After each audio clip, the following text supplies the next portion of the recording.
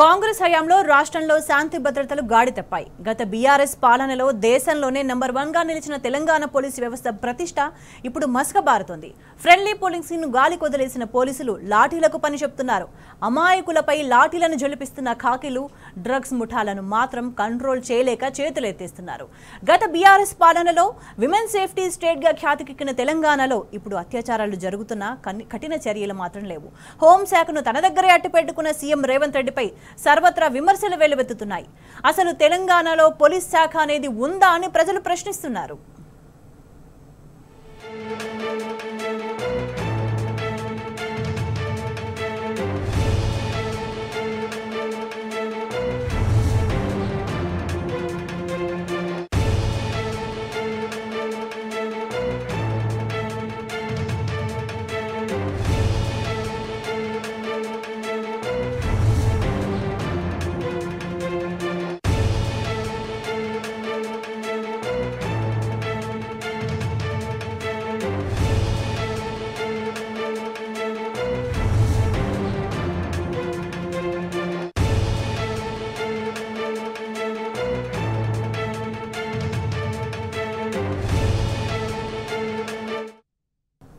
Hyderabad west zone లో పోలీసులు రెచ్చిపోయారు. న్యూసెన్స్ కేసులో అరెస్ట్ అయిన వారిపై 3rd డిగ్రీ ప్రయోగించారు. మధురానగర్ పిఎస్ పరిధిలో జరిగిన ఈ ఘటన ఆలస్యంగా వెలుగు చూసింది. ఇటీవల బోనాల సందర్భంగా యూసఫ్గూడలో గంజాయి బ్యాచ్ హల్చల్ చేసింది. ఆ కేసులో ఓ యువకుడితో పాటు మరో మహిళను పోలీసులు అరెస్ట్ చేసి 3rd డిగ్రీ ప్రయోగించారు. పంజాగుట్ట ఏసీపీ 2 రోజుల పాటు హింసించారని బాధితులు ఆరోపించారు. పోలీసుల తీరుపై కోర్టు ఆగ్రహం వ్యక్తం చేసింది. నిందితుల అరెస్ట్, రిమాండ్ను రిజెక్ట్ చేసింది.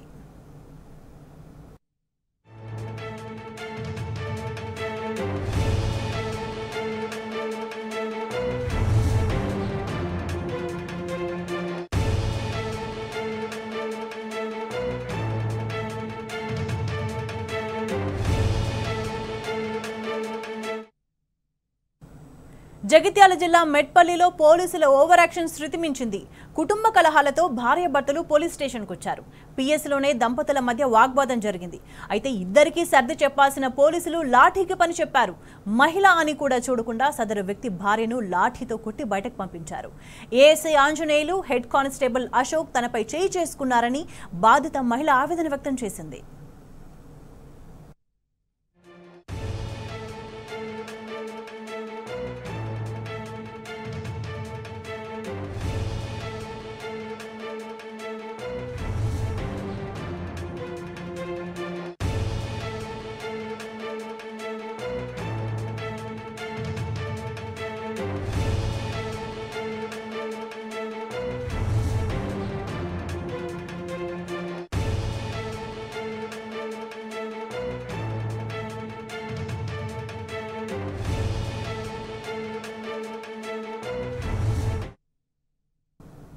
మరోవైపు షాద్నగర్లో ఓ మహిళతో పోలీసుల అమానుష ప్రవర్తన రాష్ట్ర వ్యాప్తంగా అందరినీ కదిలించింది.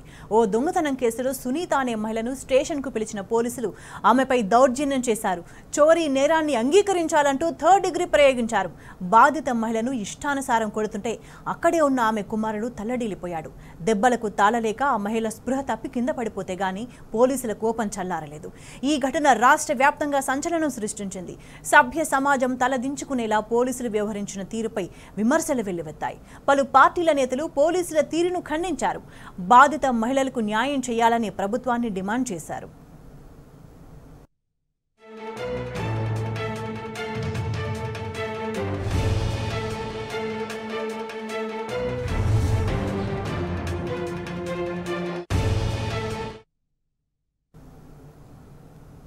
ఇక సామాజిక మాధ్యమాల్లో తన అభిప్రాయాన్ని వెల్లడించడమే ఓ యువకుడి పాలిట శాపమైంది. మహబూబాబాద్ జిల్లా తొర్రూరుకు చెందిన సురేష్ అనే యువకుడిపై పోలీసులు జులుం చేశారు. స్థానిక ఎమ్మెల్యేకు వ్యతిరేకంగా సోషల్ మీడియాలో పోస్టులు పెట్టడంపై స్టేషన్కు పిలిచి తీవ్రంగా కొట్టారు. నడవలేని స్థితిలో ఉన్న ఆ యువకుడికి బీఆర్ఎస్ వర్కింగ్ ప్రెసిడెంట్ కేటీఆర్ అండగా నిలిచారు. పోలీసుల తీరును తప్పుబట్టిన కేటీఆర్ తగిన చర్యలు తీసుకోవాలంటూ డీజీపీకి సూచించారు. విచారణ చేసి బాధితులపై తగిన చర్యలు తీసుకోవాలని హరీష్ రావు డిమాండ్ చేశారు.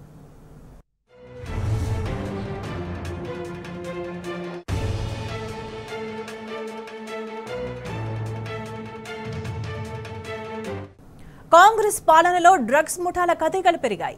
నార్సింగి డ్రగ్స్ కేసే అందుకు ఉదాహరణ. ఈ కేసులో చాలా మంది వీఐపీలకు ప్రమేయం ఉందని తేలింది. ప్రముఖ నటి రకుల్ ప్రీత్ సోదరుడు అమన్ను కూడా పోలీసులు అరెస్ట్ చేశారు.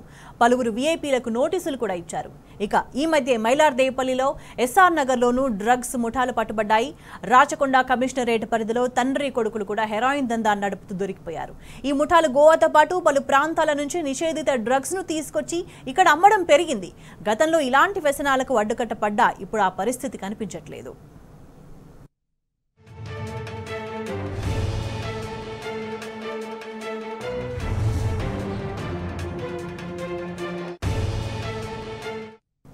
రాష్ట్రంలో రోజు రోజుకు క్రైమ్ రేట్ పెరిగిపోతుంది. రాష్ట్ర రాజధాని హైదరాబాద్లో ఇటీవల దారుణం జరిగింది. కదులుతున్న బస్సులో ఓ మహిళపై కొందరు కిరాతకులు అత్యాచారానికి పాల్పడ్డారు. నిర్మల్ నుంచి ప్రకాశం వెళుతున్న బస్సులో ప్రయాణిస్తున్న మహిళపై డ్రైవర్లు ఘాతుకానికి ఒడిగట్టారు. బాధిత మహిళ ఫిర్యాదు మేరకు పోలీసులు 2 డ్రైవర్లను అదుపులోకి తీసుకున్నారు.